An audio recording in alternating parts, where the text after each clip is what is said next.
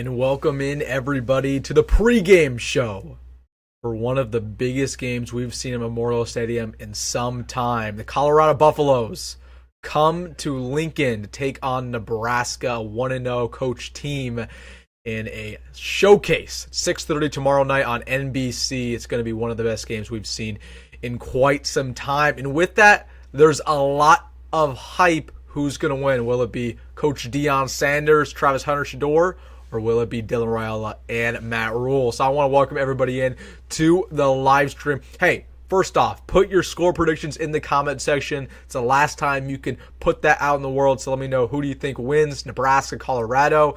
And also, want to plug something. I am not going to the game tomorrow. So what that means is I will be going live after the game. So come back to this channel here on Will Stimmen Sports, and I will give you my instant reaction. So absolutely, you're going to want to be there for that. But man, really exciting stuff. Big game, and let's just start talking about it, what's going on, and what my predictions are. So the first thing is, I am nervous about Colorado, right? I talked about that in my video today, that I'm nervous about them. I think they're a good team. I think, well, let's rephrase that.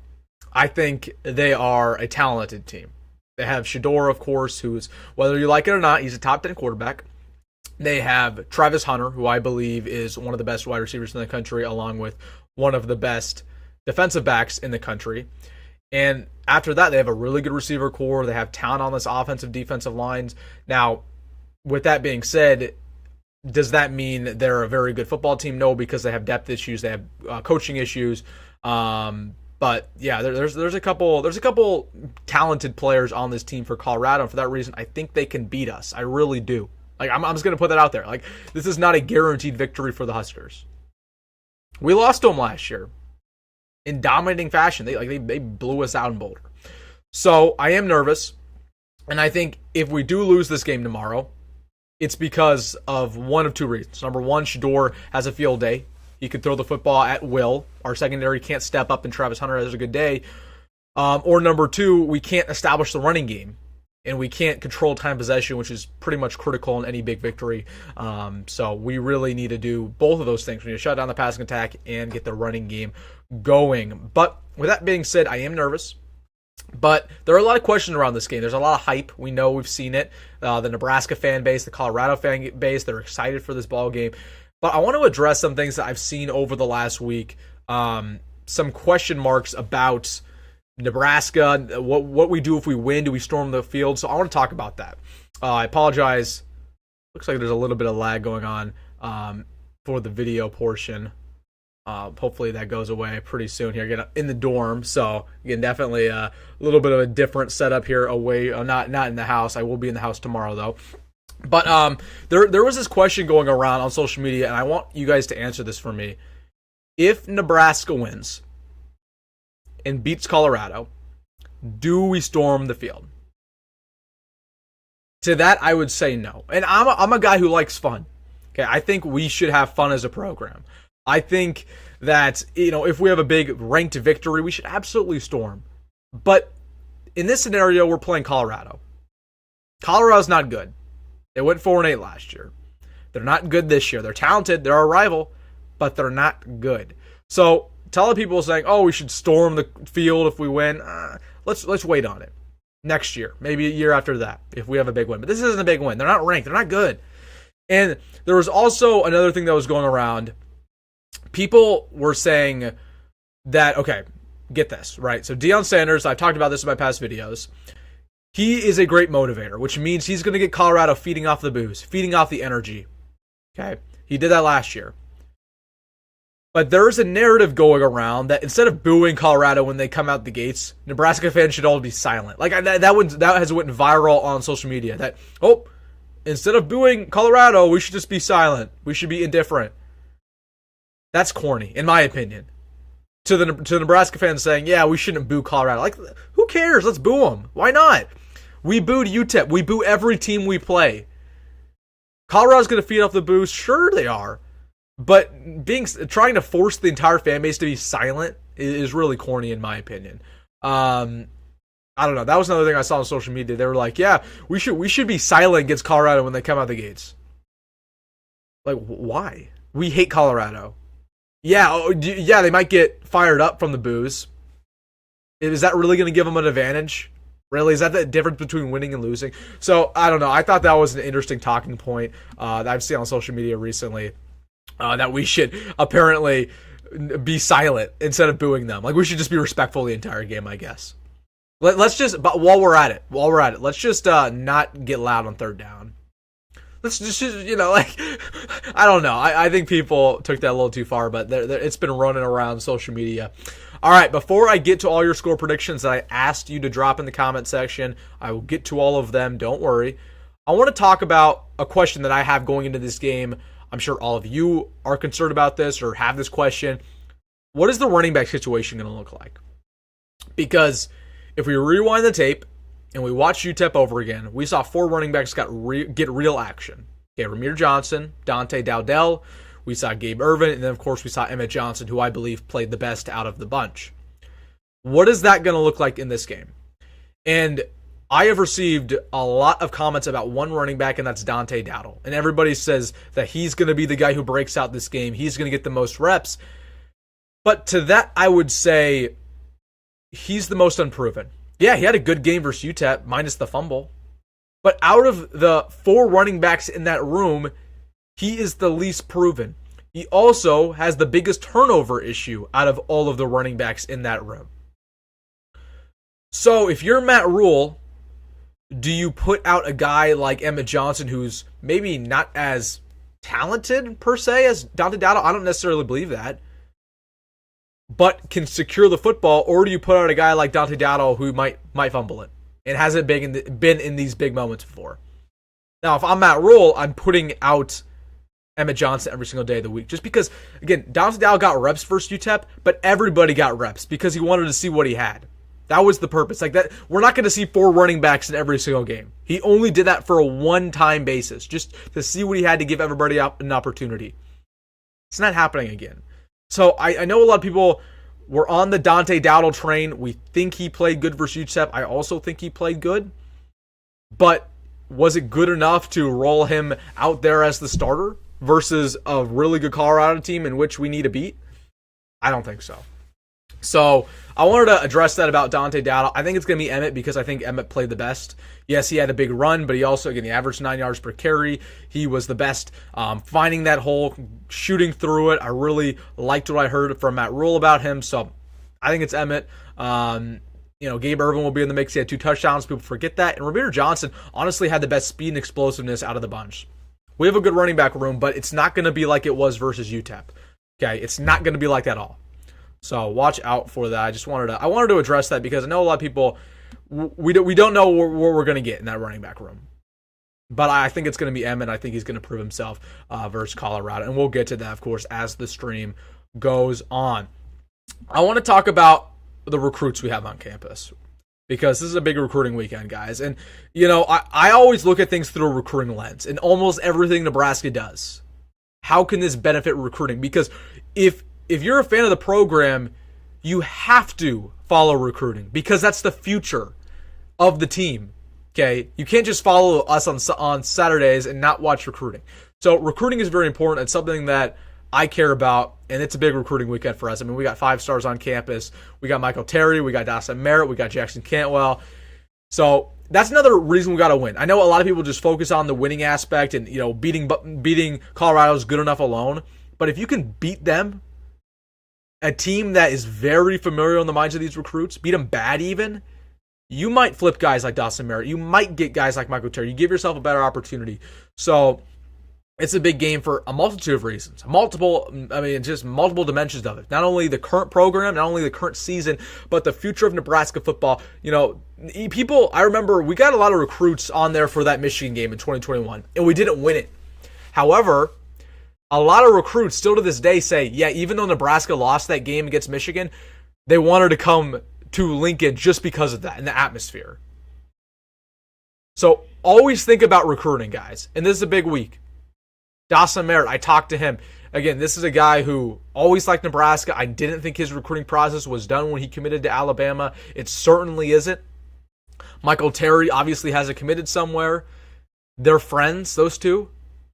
Jackson Cantwell, he basically David Sanders 2.0 this time in the class of 2026. It's huge, man. It's huge. I want to report on something real quick. We have a couple guys who canceled their visit. Brandon Arrington, the number 1 athlete in class of 2026, will not be on campus this weekend. He will be on campus later in the year, just not this week. Jordan Campbell, also the guy I covered about 2 weeks ago, who's a current Miami commit, will also not be on campus. However, again, he's trying to get another visit going. So I want to talk about recruiting there. We'll get to that again. We have a long show tonight. Get in. Let's have some fun. Let's talk about our predictions. All right. It's to that point in the show where I talk about my score prediction and I go over what you guys are thinking. So I asked you guys to put in your predictions in the comment section. If you're just getting here, put in who you believe wins and what the score is. Now, if you watch my video today, or even if you watch my season prediction video from a couple weeks ago, you will know that I think Nebraska wins 28-20 over the Colorado Buffaloes. So there's a couple of reasons why I think it's going to be a close game. Number one, Colorado has a high-powered offense, and we have a good defense. Don't get me wrong. Like I completely trust our D-line, our linebacker core, Tommy Hill, members of the secondary. But I would be stupid to say that I think we're going to shut out or even get close to stopping Colorado's offense because it's high-powered. Okay, Shedeur's a good quarterback. They have a top 5 receiver core in college football to the likes of Alabama, Georgia. Like, it is very good. Very, very good. So I think they put about 20 points on us. But with that being said, I think we put up 28 because, first off, we're not in this game and put up a lot of points. Like, if we get into a shootout, we're going to lose because they have a high-powered offense too. But in my opinion, we're going to run the ball down their throat. We're going to control the time possession. We're trying to milk that clock throughout this game. Okay, we're not trying to go fast-paced, trying to milk the clock. So I know some people were saying, like, we're going to put up, like, 49 points. Like, we're not even going to be in a position to put up 49 points because we're hopefully going to control the line of scrimmage and run the ball down their throat consistently. So 28-20 is my final score. I think Colorado strikes first, 7-0. But from there, it's Nebraska takes over. Dylan Raiola is a good day. And we're 2-0. You know, it might not be the most pretty game in the world. And I'm trying to tell people that. Like, we might have a pick here and there. We might give up a touchdown. We might be down at halftime. But if you win, that's all people remember. Okay, we were up at halftime versus Colorado in, 2019? We should have won that game. Didn't matter. We went to overtime, lost. That they get bragging rights. So, and I also want to mention the fact that Nebraska does not have Colorado on the schedule going forward. Like Husker Online mentioned earlier this week, this could be the last time we play Colorado for the foreseeable future. I'm 18 right now. We might not play Colorado until I'm 39. Like, it might be 20 years. Who knows? So enjoy this game. Enjoy Colorado coming to town because, yes, we hate them, but we also love the rivalry. We can hate the team, but we love the game. And I'm a proponent of, and I'm going to talk about this in my post-game live stream tomorrow, I want this to be a regular series, like literally every year, if we could. I'd rather have Oklahoma every year, but they would never do it. I would prefer to play Colorado every single year, though. Like, let's do it. Why not? They're a big rival. We hate them. They hate us. Why not? Is it better that we play Cincinnati next year than Colorado? Like, I don't think so. Let's do it. Let's do this every single year. But man, this is going to be, again, it's going to be an incredible game. I'm excited for it. I'm excited. You know what? Again, we hate Colorado fans, but again, the rivalry, just having them come to Lincoln, it's going to be fun. Like, we just don't have too many big rivals anymore. Like, we really only have this during Iowa week where we just, hate them. We can't wear black. We can't wear the gold even. It feels good to have a rivalry like this, and I hope it doesn't go away. So 28-20 is my final score. I'm going to see what you guys have to say. Again, put your stuff in the comment section. I'm going to get to it. We're going to react live. So I'm going to go all the way back here. Justin has 37-24 Colorado. I could absolutely see it. I could see it. And that's if, again, this offense plays as good as we know they can. That's if, a guy like Dylan Rhule has a really big day, which I expect. I could see it. Jake says 38-13. again, I think that could absolutely happen. This defense would play pretty stout, better than I'm expecting. I'm just worried about the secondary. And I've talked about this for, all offseason long. Like, this isn't like a last week thing. Like, I've talked about this in March. I talked about this in May. I talked about this in July. I am worried about the secondary versus Colorado because I truly believe the secondary is not great for Nebraska. And yeah, they played good versus UTEP, but UTEP is UTEP. I truly believe when push comes to shove, we're going to play an air raid offense, or not necessarily even an air raid offense, but a high-powered, good wide receiver core.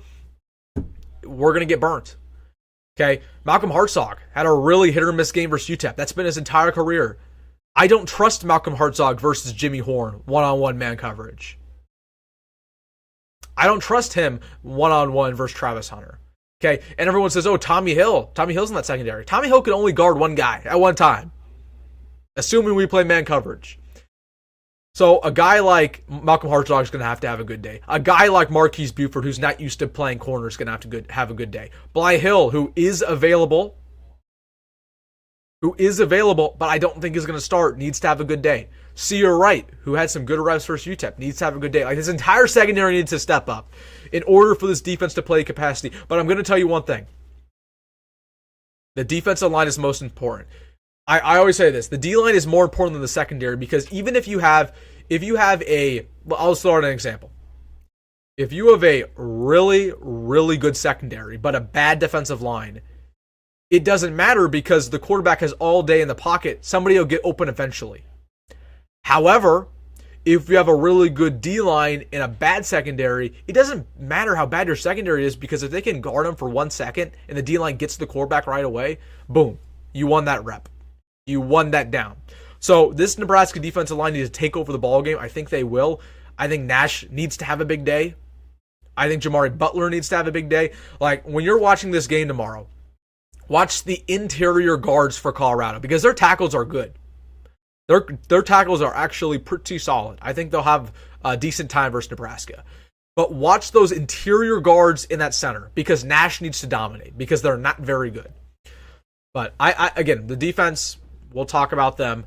But it's just all dependent on the secondary because don't be surprised when we watch Colorado and they only throw the football. Because that's what's going to happen. Like, they're not rushing. I believe, how many times did they rush against North Dakota State? It was very low. Very low. I think they had 20 yards on the ground combined of all their running backs. It was pathetic. They're not rushing. Especially a good Nebraska run defense. All right. Let's get to some more here. 31-21. Again, that's very similar to mine. Yep, I agree. I think that's a good one. I think Colorado will probably get a field goal here and there just because I think they'll drive down. Nebraska have a really good red zone D. So, but I like that score prediction. 42-17. Deion drinking a little bit of the Kool-Aid there with that offensive prediction. 42 points. I could see it. Again, that's just if everything goes right. And that's if Del Ryle plays up to speed. We rarely ever punt the football. I could see it. I like that prediction. I also want to throw out one more thing here for you guys to consider as we think about this game tomorrow night. What is our kicking situation going to look like? We did not really have to worry about kicking versus UTEP because we were going to win no matter what. Like, we were going to win. We could go for it on fourth down and not have to worry. It's not the same thing here. We're going to have a kick that we need to make versus Colorado. We're going to have a fourth down, perhaps on our own 35-yard line. We're going to have about a 50-yard kick. Do we make it? What's the kicking situation going to look like? Because there's a good chance this is a close ball game. As much as we want to dog in Colorado, there is a good chance this is close. What does our kicking situation look like when we need them the most? Do they step up? Does Tristan Alvano make a big kick? Is it John Hull? I'm worried about it, guys. It's an issue. It's been an issue. And now this is the first time that we'll see it in an actual real game. Okay, UTEP sure was a real game, but we didn't need to rely on the kicking game. Now we do. So I'm worried about that against Colorado team that it's gonna be a close game. Guys, I literally just got into it with a Colorado fan who said Nebraska is the same team they were last year. Yeah, again, don't. I'll say this to my viewers: do not get into fights with Colorado fans and argue with them because they're stupid. They're stupid. Again, they will try to convince you that they're a completely different team, and then they'll go to Nebraska and say, "Oh, Nebraska's the same." Are you kidding? Everything about Nebraska is better than last year. Like literally everything about us. Okay, our running back core is better. Our wide receiver core is better. Our offensive line is better. Our defensive line is better. Our linebacker core is better. Our secondary, maybe our secondary is not better. And then the biggest thing of all, our quarterback play went from one of the worst to the best. Okay, somebody commented this on my video today. Colorado fans are going to miss Jeff Sims because that was their best player in last year's game. Truth. Like, we went from Jeff Sims, who was helping out Colorado. He probably had that Colorado money line last year, guys. Don't be shocked. Don't be shocked if he was throwing down some money on the Buffaloes. We go from him to Dylan Raiola, who's one of the best. Patrick Mahomes 2.0. I mean, come on. And this is the same Colorado defense last week that gave up 22 completions from 26 attempts against the North Dakota State quarterback. Imagine what Dylan Raiola is going to do to that defense. So, man, again, this is a very improved Nebraska team. The Colorado fans, I would say they're trolling. I would say they're just looking for a fight, but I truly believe they're not smart enough to know the difference. I truly believe they're just not smart. They don't cover, or they don't follow any other team besides themselves. And that's why I try to implore even my viewers, yeah, we're all Nebraska fans, but it's also good to keep an eye on other programs, follow what they're doing, see who's on their team. Don't just be a one-sided fan. But Colorado fans are absolutely one-sided, and they didn't start watching college football until Deion got hired. The majority of them, especially the ones on social media. All right, let's see it. 41-24, been saying it all week. It's a good one, but that assumes one of two things. Either one, you make 2 field goals, or 2, you miss an extra point. I'd like to know which one that you think is going to happen. I would think in that scenario we'd probably miss the extra point, but because I don't know if we make 2 field goals. I don't know if I trust our kicking situation enough. I think I already answered this one, Jake. AJ says 28-24, so this is the closest one I've seen. I can see it. Nobody's picking Colorado. Oh, we got one. Hold on, I got to get to this. 41-28 Colorado. Again, very possible. Very possible. And that goes along with the same theme I was talking about. If Colorado wins this game, it's a shootout. And Nebraska's defense can't stop them. That's the only way they win. They'll have to put up around 35 points to win. They can't win only putting up 20 or 28. It's gonna have to be a shootout in order for them to get the victory. So I could see it again in a scenario where Colorado wins. That's what happens. It's a shootout. So yeah, I could see it. 37-17. Okay, again, a lot of pretty easy covers. You guys are thinking Nebraska wins by 10, 20. I'm all for it, man. But if you're that person, also, hey, maybe you want to put some money down on that spread. I'm kidding. Don't do that if you don't want to. Again, a lot of good victories here. Not too many people are picking Colorado. We'll see what happens. Not too many people are picking the Buffs. That's all right. That's what you'd expect. All right, I'm gonna show. Should we storm the field? Absolutely not. Yeah. So people agree with me that we should not storm the field versus Colorado. Again, I'm not sure why that. I can't remember who said it. I think it was Barstool Skurs was posing the question. That would be embarrassing. Again, I am in the boat that we should storm the field. I'm not one of these old heads who says, no, we should never storm because we're a historic program. I'm not in that category. But at the same time, if we're to storm the field, it should be in an actual impressive win.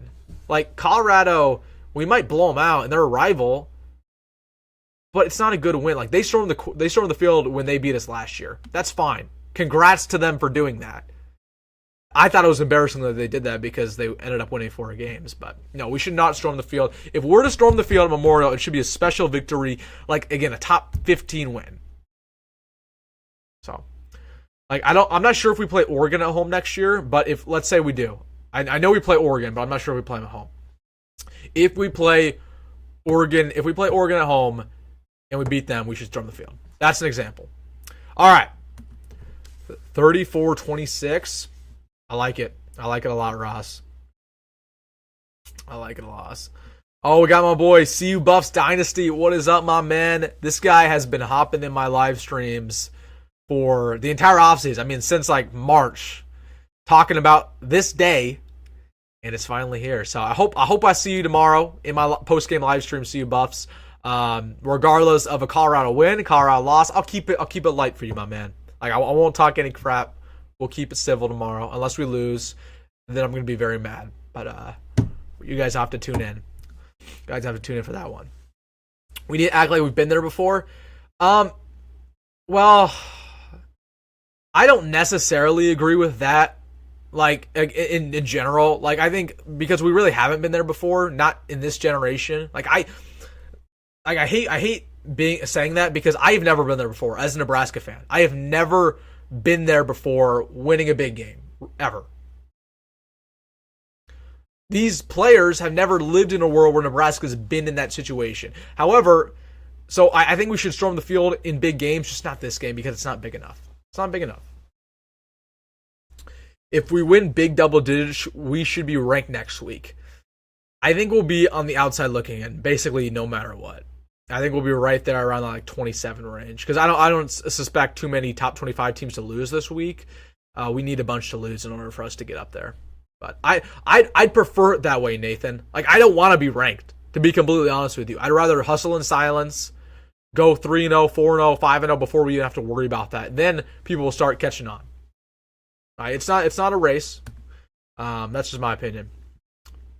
I don't care. People are overthinking it. People shouldn't tell others how to be a fan. I say have fun, storm the field, and let off 20 years of frustrations. Again, I agree with that, Deion. Like in general, like you're not far off. I also agree that we should have fun as a program. Like I said that in my alternate jersey take. Like let's just have fun. Let's have alternate jerseys. But there's something so symbolic about storming a field. And I just wouldn't feel right if we did it against a Colorado team that won 4 games last year. I don't know. Like let's just wait. In my opinion, like let's say we play Wisconsin, we should storm the field versus Wisconsin. That'd be a really good victory, better than this. But this isn't a big win, in my opinion. If we were to win, it's a big win for us, just not a big win for the program. Like there's differences. There's differences. Got to win before we talk about storming the field. I agree, completely agree.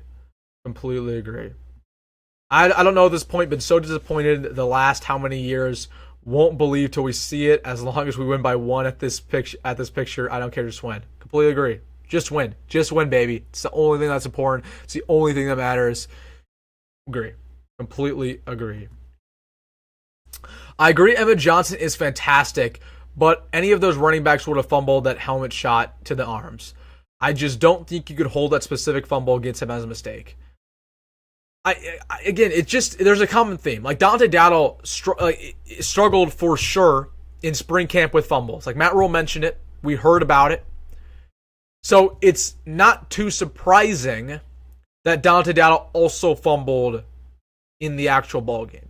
I'm just saying, in a must-win game for Matt Rhule, like let's put the whole narrative rivalry to the side. Matt Rhule is still, to this day, not proven as a Nebraska head coach. People forget that. He won 5 games last year. His best win last year was against Northwestern. He has not had a big win as a Nebraska head coach. He needs this. Like, is it safe to say that if Matt Rhule loses versus Colorado, he might be on the hot seat or might be getting at least a little warm? So, I said all that to say this. In Matt Rhule's scenario, would it be in his best interest to play Dante Dowdle, who might be maybe the most talented player at that wide or that running back spot? Or would it be in his best interest to put in a guy who he knows will take care of the football and not turn the ball over? There's a lot of talent. Like, let's say Dante Dowdle is number 1. Emmett Johnson's not too far off. Like, Dante might be right here. Emmett might be right there, you know? But I know one thing for a fact is that Emmett takes care of the football better, and he has time and time again. I don't know. The only reason why Dante Diallo got as many reps as he did versus UTEP is because Matt Rhule wanted to see what he had. He wanted to give all his running backs an opportunity. That's the only reason. We're not going to see that again. Like, maybe versus Northern Iowa we might, but not in a real ball game. I think Emmett Johnson's going to be the guy. Don't get me wrong, Dante's going to get reps. Like, he's not benched. But I think it is in Matt Rhule's best interest, and I also believe the best running back on the roster is Emmett Johnson. He should start tomorrow and at least get the most carries. Again, Emmett Johnson's the most talented. He has played the best. Emmett Johnson played the best in fall camp. He played the best in spring camp. Like, this is what we do as a fan base, is we hype up a player after one game. Like, everybody's opinion on Dante Diallo shifted after watching him one time. Okay, if you asked any of these guys, any of these commenters, who they thought would be running back one a week ago, they probably wouldn't say Dante Diallo. But after seeing him one time versus a UTEP defense, a Group of 5 defense, are sold. They think that he's the guy. They think he's better than everybody. And maybe you're right. Don't get me wrong. Like, I'm not trying to discredit your opinion. But we should go back to the facts. And the facts is Emmett Johnson takes care of the football better. Emmett Johnson is just as talented, if not more. They're two completely different backs. I don't know. And Emmett Johnson played last year. So, again, ask yourself this. If you're on the Dante Diallo train, what did you think about him a week ago? You probably weren't that high on him. You can't have a solid opinion about a running back from seeing him play one time. That's my take. We've seen Emmett Johnson play more than one time. We've seen Ramir play more than one time. We've seen Gabe play more than one time. So don't sit here and, try to say Dante's the guy. We watched him play once. Like, what do you have, 8 carries versus UTEP? Again, UTEP is UTEP. We can have this conversation, like, later down the road, in my opinion. Just not yet. Like, I don't know.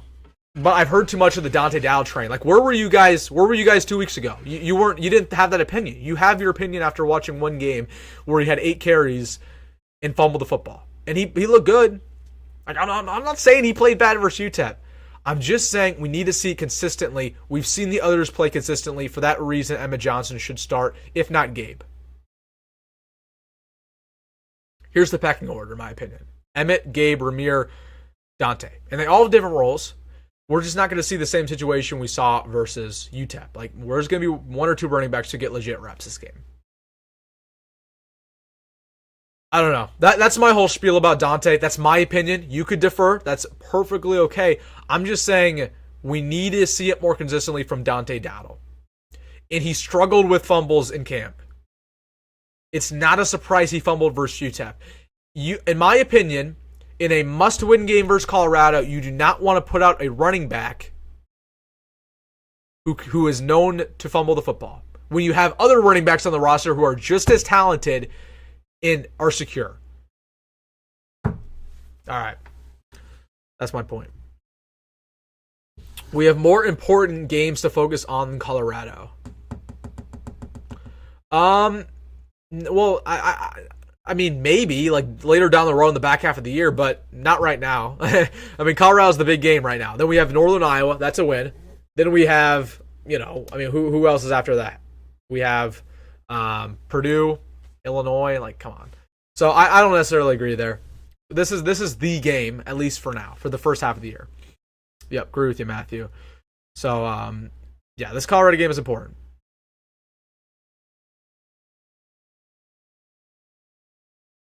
But again, I know a lot of people disagree with me on this Dante Diallo thing. I can see in the comment section. I'm just saying, again, where were you a week ago? You did not have the same opinion about Dante Diallo as you do now, because you saw one game. A game in which every single running back on Nebraska's roster played good. So you just got on the Dante Diallo train 6 days ago. Don't sit here and act like, okay, he's the guy after watching him versus a Group of 5 team. All right. 35-28, we stop him at the line of scrimmage to prevent them from tying the game. That's oddly specific. I hope it doesn't come down at that. It might as well. And honestly, might as well. Blyhill back for our secondary? Yes, he is. Blyhill should be back 100%. I don't believe he's going to start, nor should he. I don't feel necessarily confident about him starting, just because again he's a guy coming in from the FCS ranks. That'd be a tough game. That'd be a tough game. It'd be a tough game for him to just basically play Colorado from the rip and play Jimmy Horn and Travis Hunter. Yeah, conference games are more important in my opinion. I agree. It just depends which conference game. Like I don't think the Purdue game is more important than this. But I guess in general, yes, conference games are more important because that dictates us going to the Big Ten championship or not. 27-20, it's pretty solid. All right, I'm concerned with Hartzog, and if he will give up a couple big ones. I am too. Again, Hartzog is a boomer bust player. That's what he's been his entire career. And he played corner like we kind of knew he would versus UTEP, and he got burned. Like that was the one big play they had. Our defense was perfect besides that one play. And it was man-to-man, press coverage. We've seen this story with Malcolm Hartzog. And he got burnt. Because time and time with Malcolm Hartzog, and this is why I wanted him to move to safety, we moved him to safety at the end of the day, is because he's a ball hawk. Right? He's not good at man coverage because he's constantly looking at that football, trying to snag it out of the air. So, I do believe if Jimmy Horn's one-on-one with Malcolm Hartzog or Travis Hunter or LeJonte Wester, that they're going to have a field day because they're more talented than he is.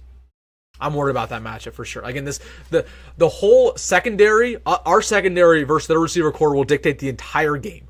The entire game. You win or lose based on how your secondary plays. Like it might be bigger than that, but it's really not. Like if our secondary, because don't get me wrong, our secondary is not going to stop their passing attack. It can only slow it down. So if we can slow it down just a little bit, get Shedeur to the ground, get a good pass rush in there, the game is over. We already won. We just need to do that. We're not going to stop it. That's impossible. We just need to slow it down. The quicker we can do that, we'll see how quick we win. Dylan getting a lot of love on Friday night ESPN game. What is that? SMU BYU? Are they talking about him? I know they've been talking about that game all week, man. It feels good to have some media attention, though. It feels good to be talked about on ESPN, on NBC, on Fox, right? It feels good for this to be an actual game that people want to watch besides Nebraska fans. Because so many times do we sit here and we talk about Nebraska playing Illinois when nobody's actually watching besides our two fan bases. It feels good to have a game that other fans around the country are actually interested in watching, are actually excited to watch. That tells you we're doing something good as a program, that we're going back up. Sims was Colorado's best player. Yeah, exactly what we were talking about. This is the most important Nebraska game since the Colorado game last year. Maybe Iowa game last year, but again, this is an important game. Every single game is important that Nebraska's ever played, but this is particularly important because this is the last time we're going to play Colorado in a long time. Nebraska secondary better have a lot of wind in their lungs. Yeah, I completely agree. Like, it's going to be a long day. Like, this secondary will be out there a lot. They're going to be running around a lot. Like, Colorado is not rushing the football. They're just not. The secondary, they have a long day in front of them. But we better hope that the D-line comes through. People have too much faith in this team of 40-burger. I know their defense isn't stout, but our offense is still young. I agree. Like, I think our offense will probably struggle against Colorado just a little bit, right? Dylan might have a pick. He might. Like, Travis Hunter's in that defense, guys. Shiloh Sanders in that defense. They're solid players.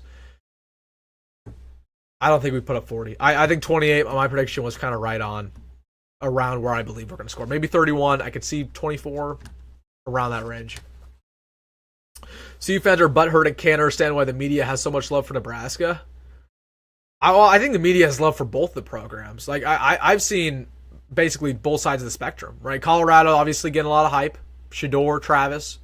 But at the same time, Dylan Raiola, I think he really turned a lot of eyeballs. A lot of people tuned into that YouTube game. They saw him and he was, again, how well he played. So, yeah, we were getting a lot of hype.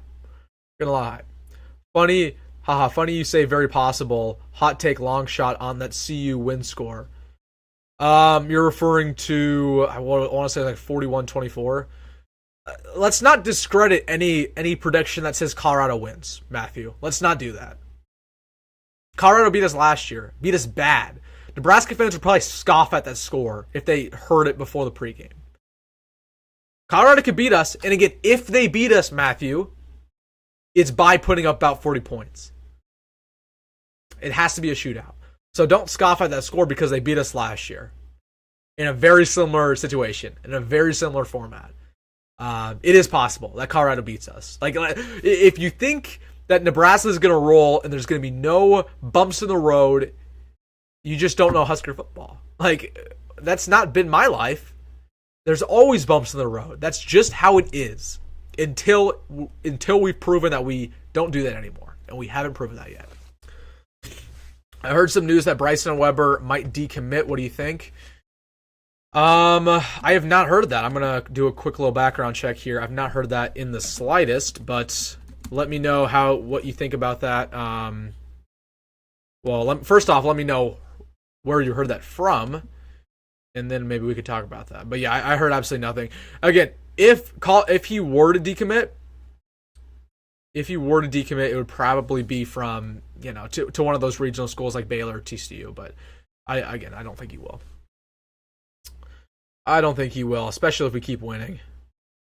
But yeah. I hope that live stream is early because Husker Online has one. Lol. What live stream?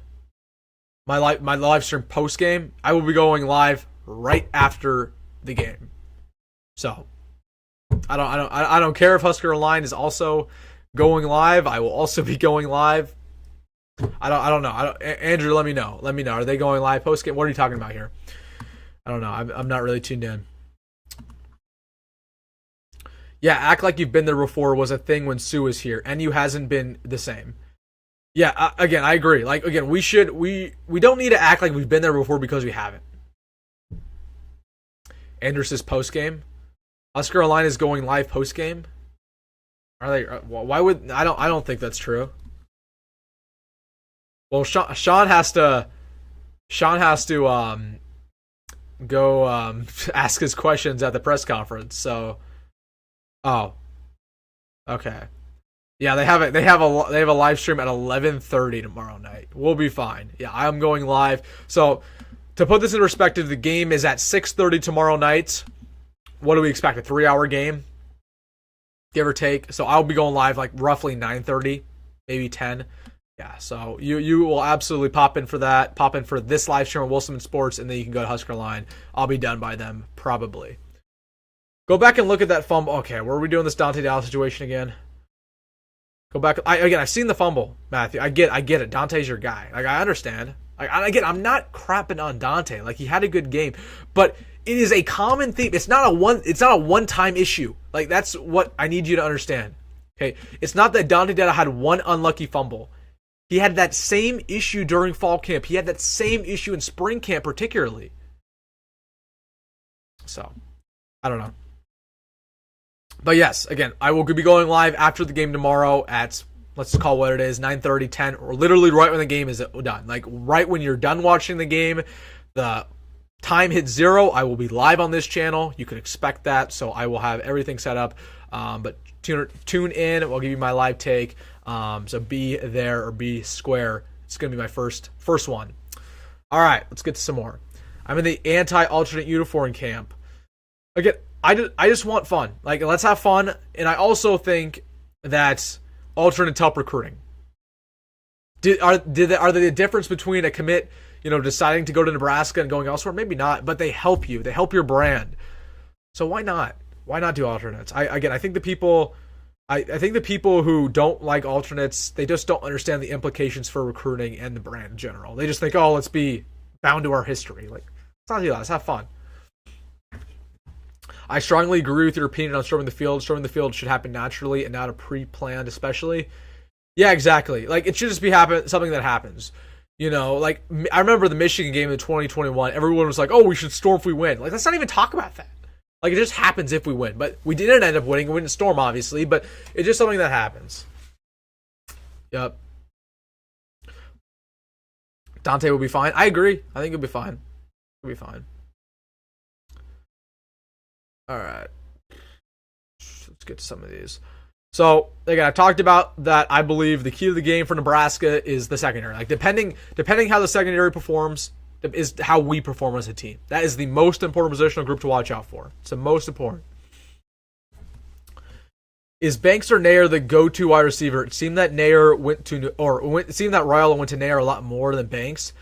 Well, it's different. Go-to receiver changes per game. Like, if you're asking who our best receiver is, it's Jamal Banks.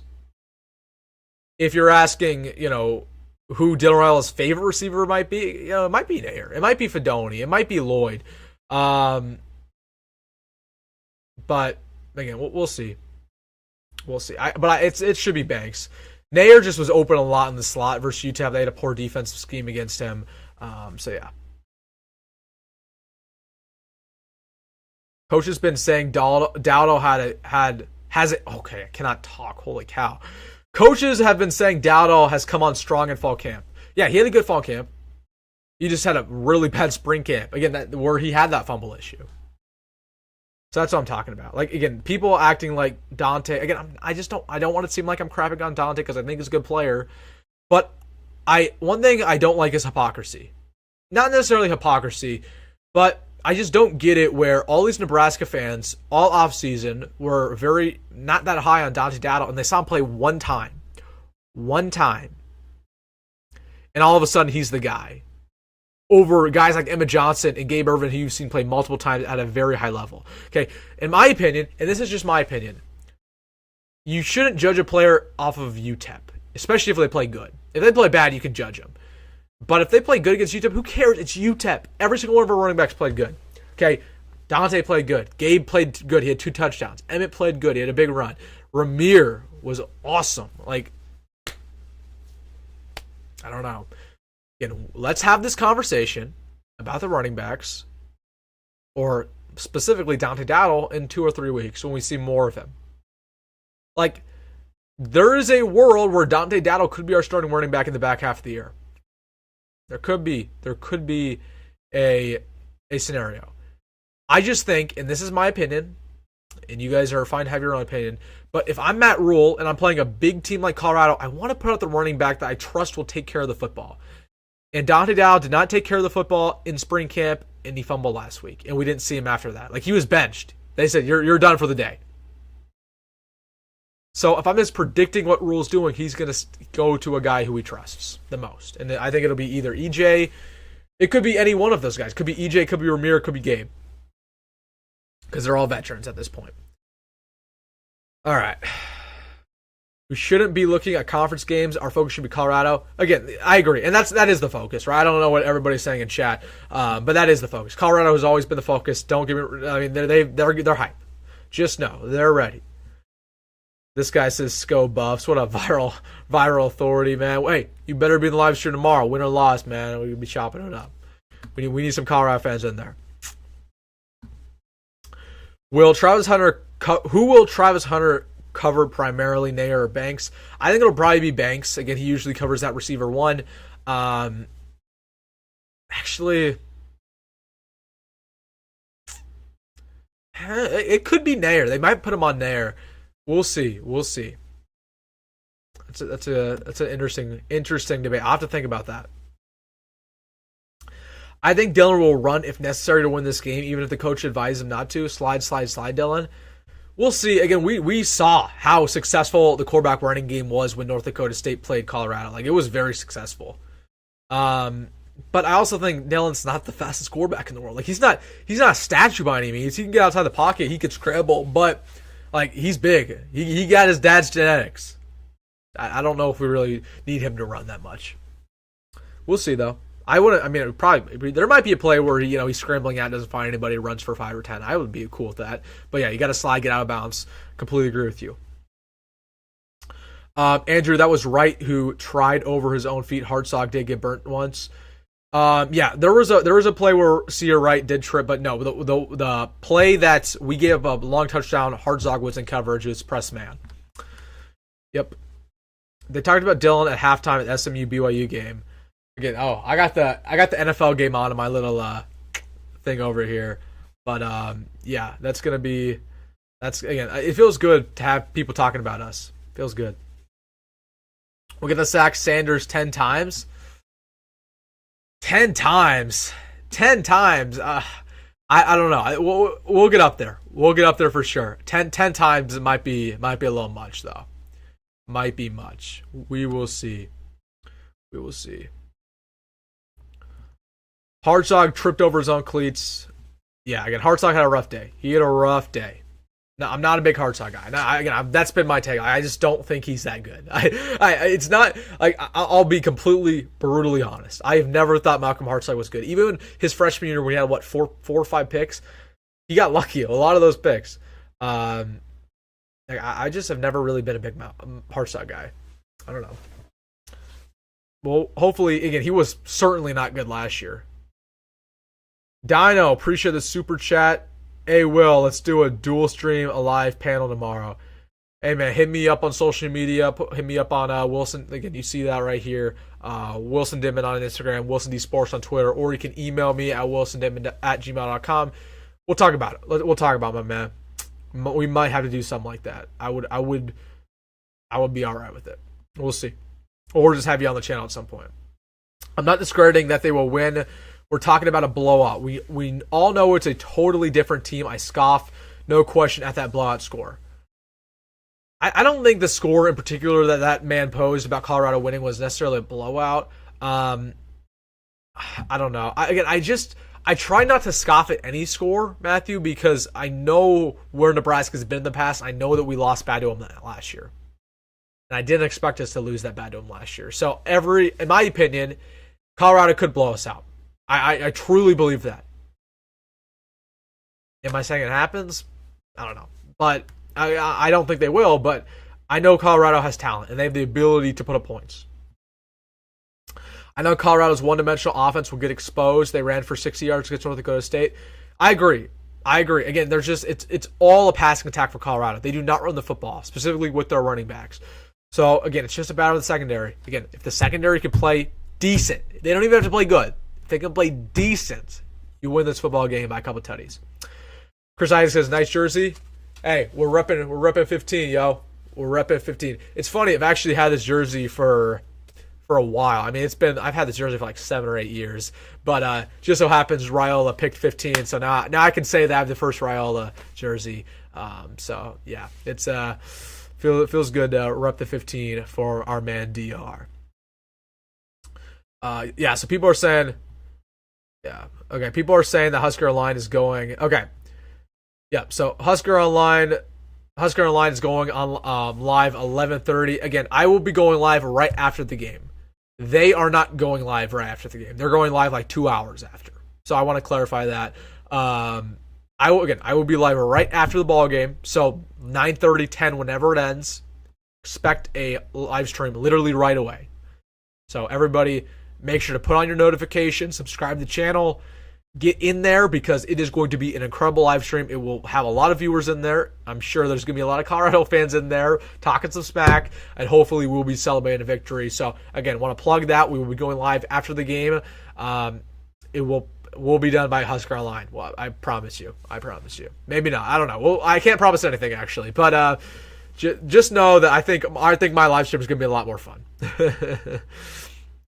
Love the shows, man. But I said recruiting didn't matter so much a month ago, and just win after Sanders to Tennessee, and here come the visits this weekend. Just win. I agree, Nate. It's all about winning. That's something I said about recruiting. Like, you just got to win because that's what brings the recruits. Win football games. And that'll help NIL as well.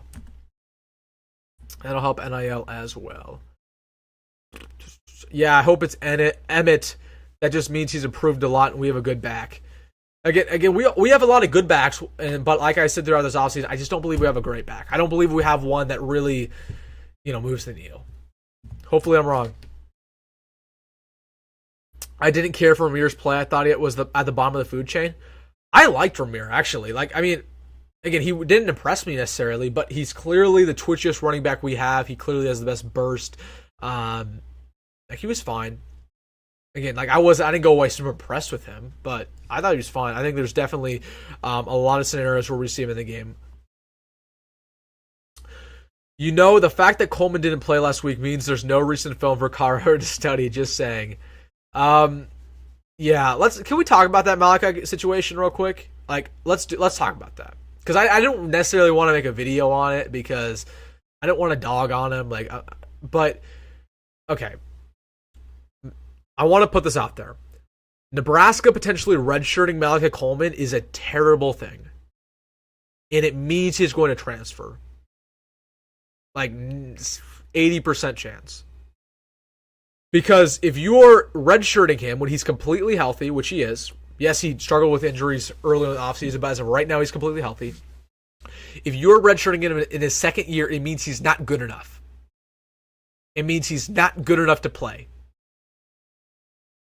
Okay, if he is not good enough to play right now, he will never be good enough to play.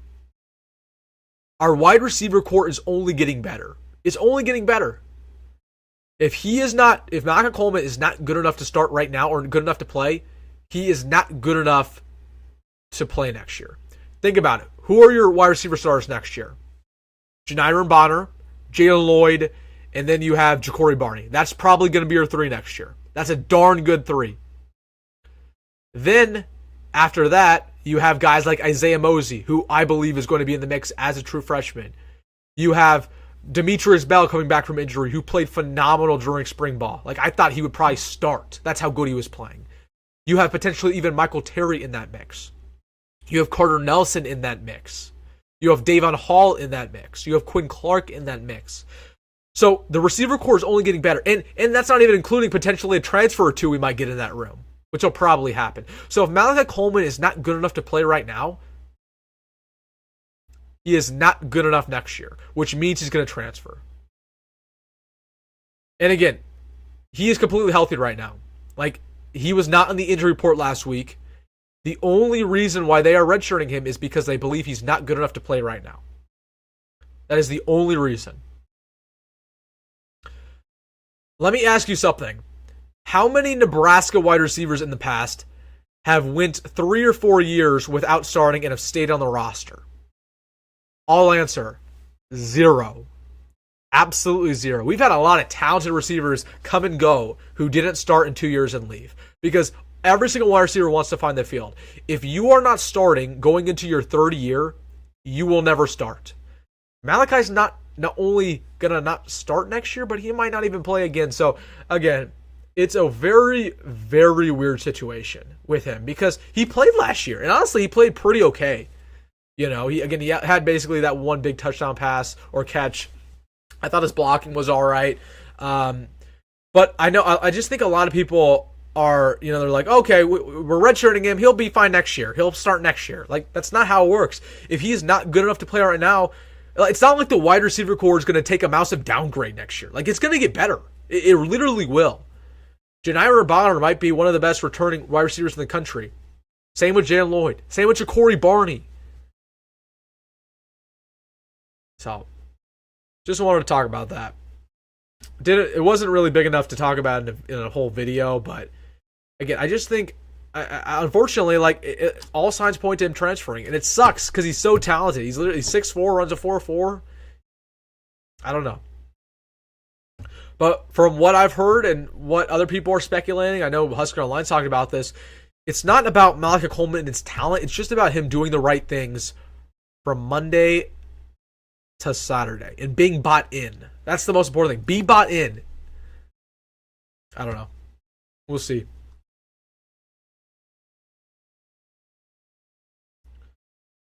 All right. Let's get to some of these.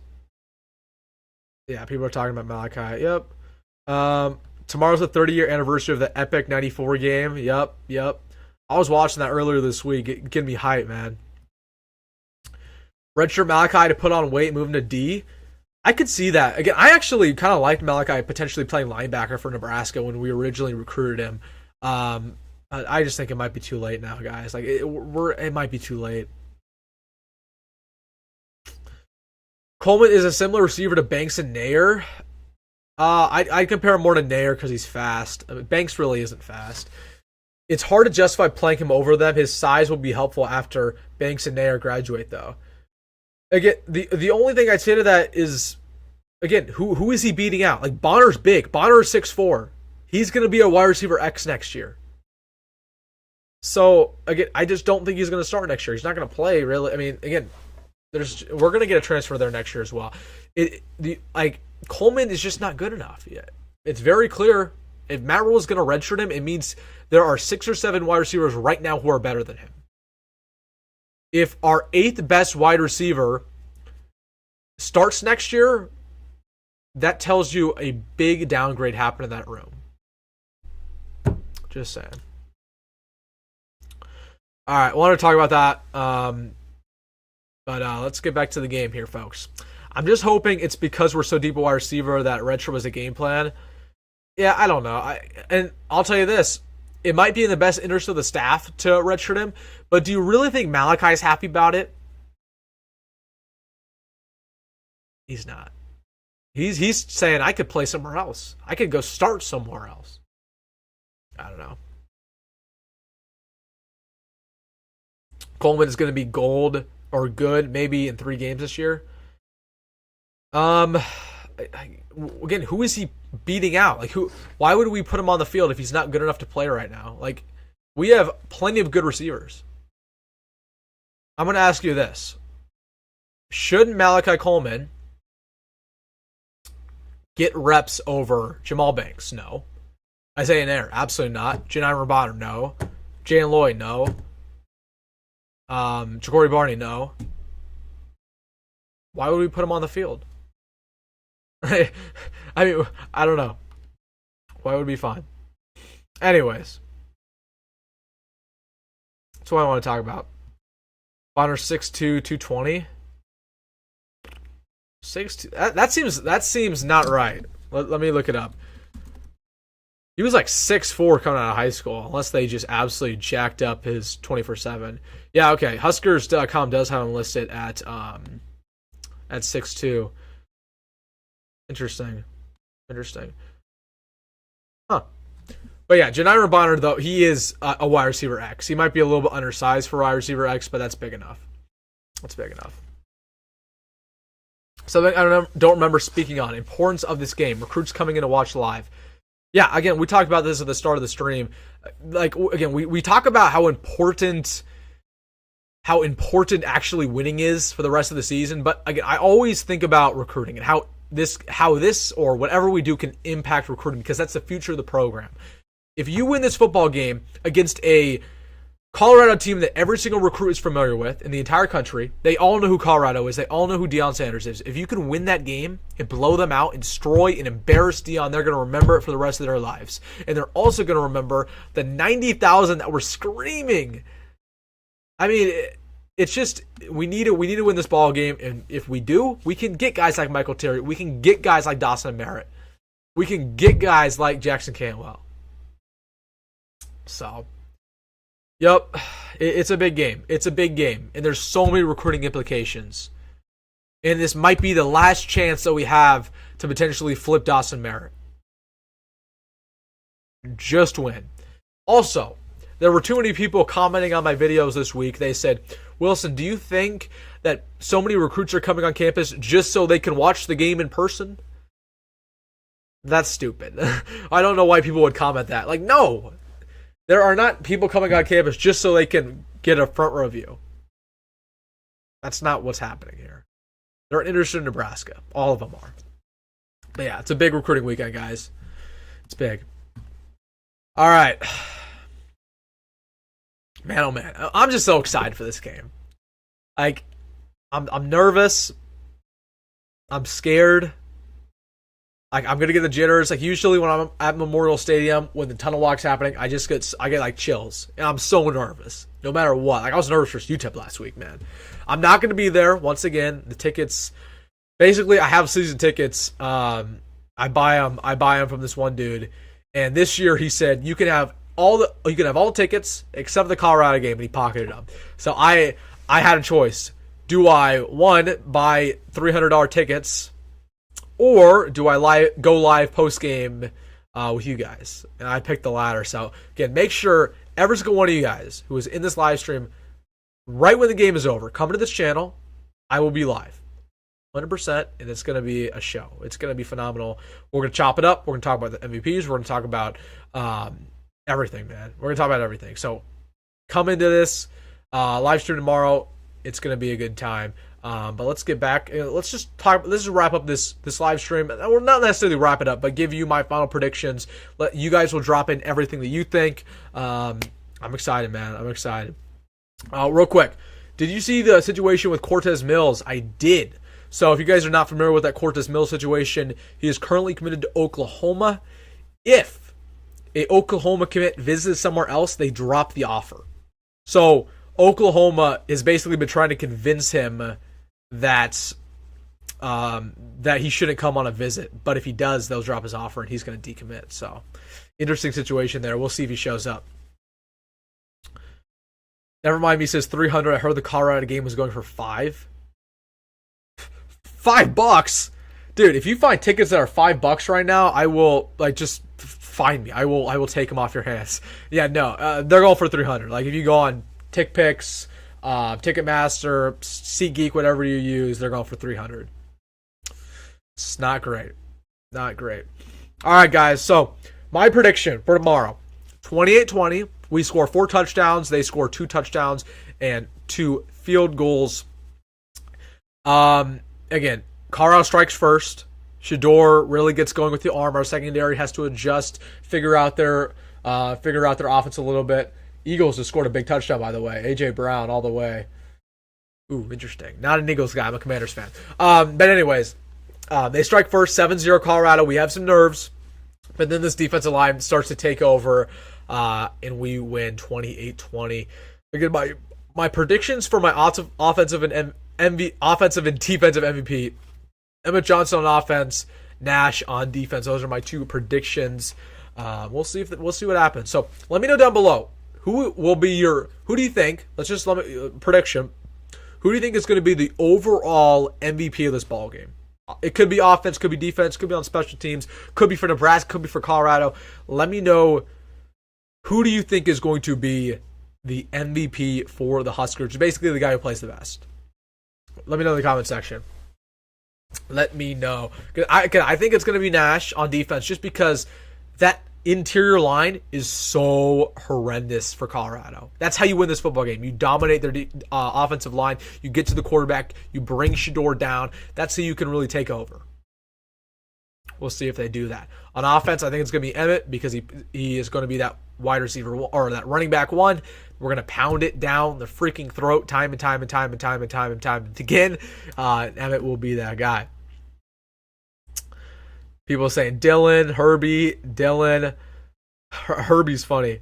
Herbie's funny. Hey, I think Herbie is always my MVP, along with the GOAT, Little Red. So 28-20, man. That's my prediction. Again, all you guys threw out your predictions. Let me know, again, if you didn't put down your prediction somehow, let me know in the comment section what you think is going to happen. Does Colorado win? Does Nebraska win? Just get excited, guys. It's going to be an exciting time. Just join. How is Colorado's defense going to stop Nebraska? It's a good question. I'm sure they've worried about that all week. Well, let's not act like Nebraska has like the best offense in the world. Like we have some problems. And yeah, we played good against UTEP. I think the way they shut down, or at least stop Nebraska's the offense, is they shut down the passing attack just like they did last year, forced Nebraska to run, and they actually didn't do too bad against the run last year, or last game versus North Dakota State. They only gave about 3 yards per carry. So I don't know. I think that's how they could stop us. Now I don't think they will. I think Nebraska should have a good day tomorrow. Again, I know 28-20 might not be the biggest blowout in the world, but I think when we look back on it, we say Nebraska dominated for the most part. And then hopefully at the end, we can say, Shedeur, get out of town, my man. Yo, put on the wristwatches tomorrow. Shedeur, we're doing your celebration when we get that victory.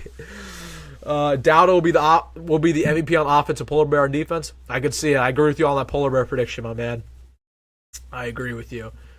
I know they have talent, but we need to build a culture of winning. It's weird that they can do so much with 2 and 3 stars. we can do so much with 2 and 3 stars. I'm not sure what you're talking about, but I mean, yeah, we're a good developing team for sure. The MVP is going to be if both sides of the ball can handle business. Agree. It's a team game.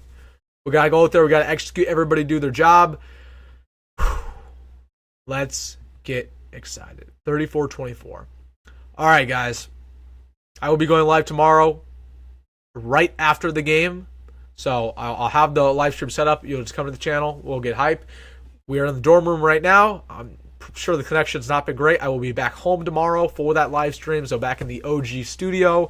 It's going to be a good time. You're going to want to be there. We're going to chop it up. Responding to comments like usual. Talking about hopefully Nebraska victory, and I'm excited. So definitely tune in for that live stream tomorrow night. It is going to be lively. I'm sure there's some Colorado fans are going to be in there. And hopefully we watch a Nebraska victory. So, all right, guys, I want to thank you all for tuning into the live stream tonight. I will have a video tomorrow morning going over my final thoughts. And then, again, watch out for that post-game live tomorrow night. Everybody, enjoy the game. Just enjoy it. These Saturdays are going to go by quick. This fall is going to go by quick. So, win, loss, whatever, it's probably going to be a win, but just enjoy the Saturday. Michigan plays Texas, that 11 a.m. game. That's going to be fun to watch. Enjoy the day. Watch some college game day. Sit there, watch some college football. Have a good one because I know I am as well. But, again, thanks to everybody for tuning in. Make sure to subscribe if you're somehow not subscribed. Make sure to hit that subscribe button. Hey, please like the stream so people can find it after I wrap up here. And, again, just do those things. Make sure to be here tomorrow. I want to see every single one of y'all here in the post-game live stream. Unless you're attending the game, then you have a pass. But it's going to be a very, very, very fun time. All right, guys, put your final thoughts in the comment section. Final last parting words. What you're excited about tomorrow, whatever. I don't know. I'm excited to watch Deion Raiola play for the second time, and I'm excited to hopefully humble these Colorado fans who've been talking crap all offseason long. That's what I'm excited about. That is what I'm pumped about. But overall, it's going to be a good time. Nebraska hopefully will be 2-0. We can enjoy some good college football, and we'll talk about it after the game. But, all right, guys, put your final thoughts in here. Everybody says storming your yard, slamming some beers. Have some fun, everybody. Enjoy it. Have a good night, everybody. I will see you tomorrow for the post-game live stream here on Wilson Sports. Be there or be square. Have a good one, everybody.